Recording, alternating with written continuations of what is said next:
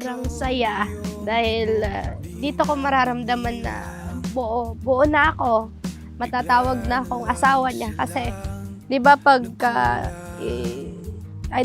pag nagsasama lang kami na may anak, maraming nagsasabi na hindi pwede, gano'n. Tapos alam mo yun, yung mga taong judgmental, ayoko na sanang pakinggan pero nasasaktan din pala ako.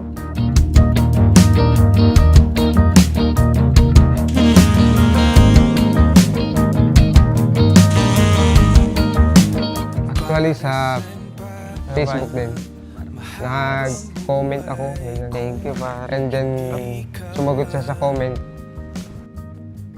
Hanggang sa nagkaroon ako ng time na message siya. Doon nagsimula yung pagiging magkaibigan namin. Ikaw yung taong bigla ko na lang ginusto pero hindi ko akalaing mahuhulog ako sa'yo ng gusto. Nagsimula lang talaga dun sa comment sa FB, patingin-tingin sa profile, at doon na nag-start ang ating love story.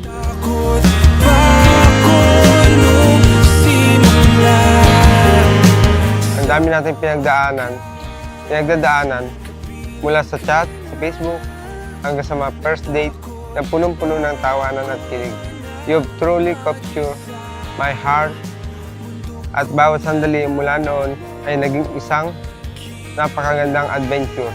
We've faced a lot of challenge together, especially since I left for abroad. But honestly, I think it's made us closer in so many ways. 8 years na din pala, no? Simula nung sinagot kita at ngayon, ito na, magiging 3 na ako.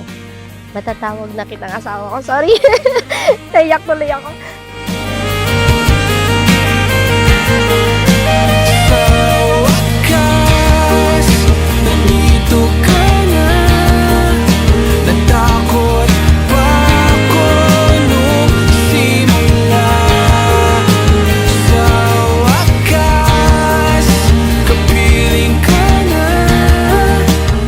Tayo isusubok kung gaano natin ka mahal ang isa't isa.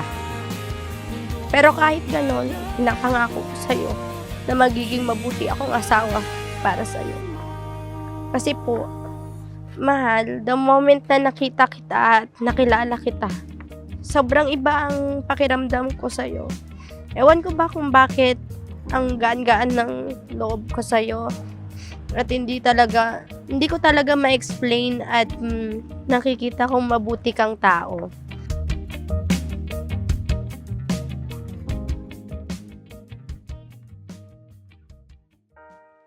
Yung doon pa lang kami, nagsisimula pa lang kami, pinalanan namin na mag-abroad ako para masuportahan ko siya. Masuportahan namin yung magiging stand ng family namin. Hanggang sa mag-abroad ako, okay naman, naging successful. Hanggang doon, sinusuportahan niya pa rin ako sa lahat ng mga layunin namin. Support siya lagi sa akin. March 24, 2018, binigyan tayo ni God ng pinakamagandang blessing, pinaka-cute at pinaka-pogi. At yun na yung ating anak na si Homer. Sobrang saya ko po nun, mahal, at nakita ko din ang saya sa mga mata mo. Alam mo ba na sobrang blessed ako na dumating ka sa buhay ko? Kasi kahit na sobrang tupakin ko, lagi mo na lang akong iniintindi sa lahat ng oras. Kahit na may mga problema tayong hinaharap, heto pa din tayo. Stay strong lang lagi. Kaya naman dito ka sa piling ko, oh, dito ka lang, dito ka lang. It's late night, call and text. Kahit na naaabala tayo, remind me of how special our connection is. Your presence, kahit sa video call, has been my source of my comfort and joy. Ngayon, 8 years and 7 months together, I can proudly say that you are my source of strength. Your unwavering spirit and determination inspire me every day.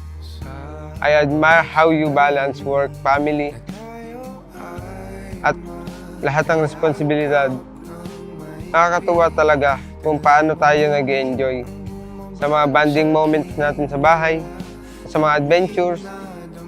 Tuwing umuwi ako, sobrang saya ko kapag kasama ko kayo. Tagpo ng tamang pagkakataon, hindi may tatanggi. Gusto ko lang malaman mo na nakikita ko ang lahat ng mga hirap mo. Nakikita ko po ang lahat ng mga ginagawa mo para sa akin. Kaya maraming salamat, mahal. Asawa ko, ipinahahalagahan ko ang lahat ng mga effort mo. Ang saya-saya ko po ngayong araw dahil ibinigay mo yung best mo para maranasan ko ang ganito kagandang wedding na ipinapangarap ng ibang babae. Kaya sobra akong nagpapasalamat talaga kay God na binigay ka niya sa akin. Iso na aking sinimula no aking tahanan. Salamat, mahal, sa pagiging sobrang malalhanin at pagmamahal mo. Ang pagmamahal mo sa akin at sa ating anak ay nagbibigay ng tunay na saya at pasasalamat sa puso ko. Mahal ko kasi siya. Sobra. Nagagawa niya kasi yung best niya. Kahit hindi niya responsibilidad yung mga pamilya ko. Dito ka sa piling ko, dito ka lang, dito ka lang. Bumabagal ang ikot ng mundo kapag ika'y nariyan. I vow na hindi kita sasaktan at hindi kita iiwan. You deserve my utmost love and dedication. Mamahalin kita ng higit pa sa lahat. Kayo ng anak natin. Ang dahilan kung bakit puno ng saya at ngiti ang bawat araw ko. Ipinaparamdam niya talaga sa akin at nakikita ko na mahal niya ako. Kahit may mga problema man kaming dumadating, nahahandle naming dalawa sa magandang pag-uusap. Kaya sana hindi siya magbago. Kahit na tupakin ako.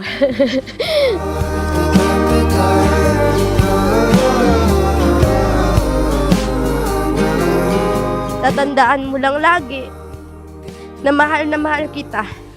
Pinili kita at pipiliin kita ng paulit-ulit. Kaya sa ating pagtanda at ipinagmamalaki kong tawagin kang akin.